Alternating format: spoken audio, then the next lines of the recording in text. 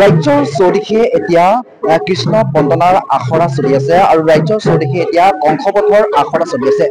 যিহেতু মই বাপুজী নগৰ গাঁৱত উপস্থিত আছো আৰু বাপুজী নগৰৰ যি গাঁওখনৰ যি সামগ্ৰিক পৰিৱেশ, সেই সামগ্ৰিক পৰিৱেশ মোৰ কেমেৰা পাৰ্চন যিগৰাকী সতীৰ্থ আছে তেখেতকো দেখুৱাবলৈ অনুৰোধ জনাইছো। টাইমৰ পাছত মই দৰ্শকসকলক দেখাবলৈ অনুৰোধ জনাইছো সেই পৰিৱেশ। যিহেতু ৰাসৰ যিসমূহ প্ৰস্তুতি, সেই প্ৰস্তুতি এনেদৰেই বিশেষকৈ গোপীসকল বা বিশেষকৈ যুৱতীসকল আহিছে আৰু যুৱতীসকল আহি এনেদৰেই নৃত্য গীতত বিভোৰ হৈ পৰা দেখা পোৱা গৈছে। যিহেতু কৈছোৱে যে কিছুদিনৰ পিছতেই ৰাস মহোৎসৱ উদযাপন কৰিব। শৰতৰ পূৰ্ণিমা ৰাতি ৰাস পূৰ্ণিমাৰ দিনা শ্ৰীকৃষ্ণৰ বন্দনাত আৰু কংসবধত মুখাৰিত হৈ পৰিব সমগ্ৰ ৰাজ্য, আৰু এই সমগ্ৰ ৰাজ্য মুখাৰিত হৈ পৰাৰ সমান্তৰালকৈ কিন্তু আখৰা গৃহত ব্যস্ত হৈ পৰা দেখা পোৱা গৈছে। বিশেষকৈ যুৱতীসকলে আখৰা গৃহত ব্যস্ত হৈ পৰা দেখা পোৱা গৈছে। যিহেতু মই কেইবা বছৰ সতীৰ্থক দেখাবলৈ অনুৰোধ জনাইছো, এনেদৰে গোপীসকলে নৃত্য কৰিছে, এনেদৰে নৃত্য গীতৰ মাজেৰে আখৰা প্ৰস্তুতি চলাই গৈছে। যদি সম্ভৱ হয় মই কেইবা বছৰ সতীৰ্থক সম্পূৰ্ণ দৃশ্যাংশ দেখাবলৈ অনুৰোধ জনাইছো। যিহেতু কৈছোৱে যে এইবাৰ জুবিন গাৰ্গবিহীন প্ৰথমটো ৰাস মহোৎসৱ বিশেষকৈ আমাৰ অসমত অনুষ্ঠিত কৰা হ'ব, আৰু এই অসমত অনুষ্ঠিত কৰাৰ সমান্তৰালকৈ কিন্তু যোৰহাটৰ যি মই অঞ্চলত উপস্থিত আছো, এই অঞ্চলৰ যি দৃশ্যাংশ, সেই দৃশ্যাংশ মই দেখাবলৈ অনুৰোধ জনাইছো। এনেদৰেই সন্ধিয়া ভাগত আহিছে আৰু সন্ধিয়া ভাগত আহি যি ৰাসলীলা, সেই ৰাসলীলাৰ যি পূৰ্ণাংগ প্ৰস্তুতি, সেই পূৰ্ণাংগ প্ৰস্তুতি ইতিমধ্যেই তেখেতসকলে আখৰা চলাই থকা দেখা পোৱা গৈছে।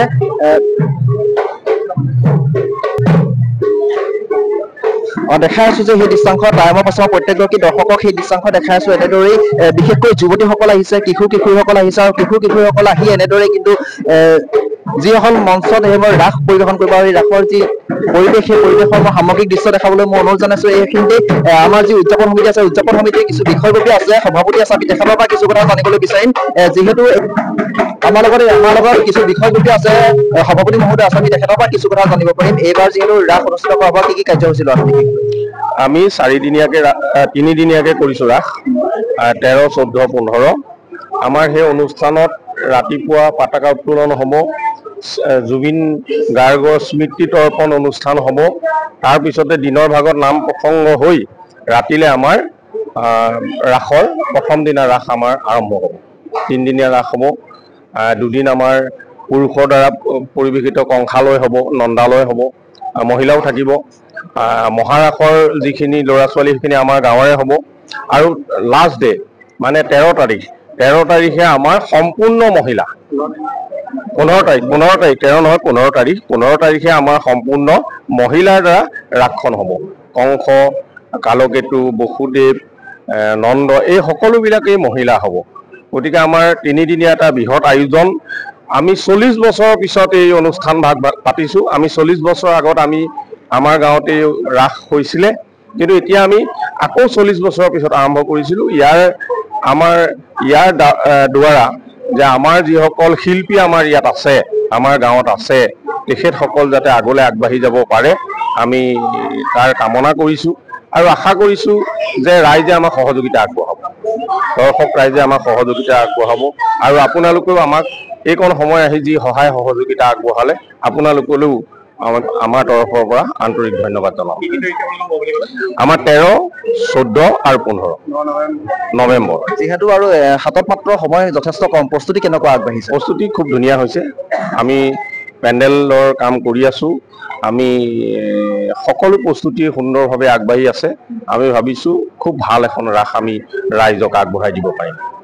নৃত্যাংশটো সম্পূৰ্ণ হৈছে, এতিয়া সদ্যহতে সম্পূৰ্ণ নৃত্যাংশটো হৈছে, আৰু কংসালয়, নন্দালয় সম্পূৰ্ণভাৱে প্ৰস্তুতি আৰম্ভ হৈ আছে। হয়, ধন্যবাদ থাকিল। এয়া আছিল উদযাপন সমিতিৰ কিছু বিষয়ববীয়া, আৰু বিষয়ববীয়াসকলে কৈছে যে সম্পূৰ্ণ প্ৰস্তুতি প্ৰায় তুংগত হৈ পৰিছে। যিহেতু ৰাস পূৰ্ণিমালৈ মাজত মাত্ৰ কেইটামান দিন বাকী আছে, আৰু সেই কেইটামান দিন বাকী থকাৰ মুহূৰ্ততে এনেদৰে কিন্তু যোৰহাটৰ মই যি অঞ্চলত উপস্থিত আছো, সেই অঞ্চলৰ কিন্তু যিসকল যুৱক যুৱতী বা যিসকল ৰাইজ আছে, সেই ৰাইজসকলে কিন্তু এনেদৰেই ৰাসৰ উদযাপনৰ প্ৰস্তুতি চলাই থকা দেখা পোৱা গৈছে।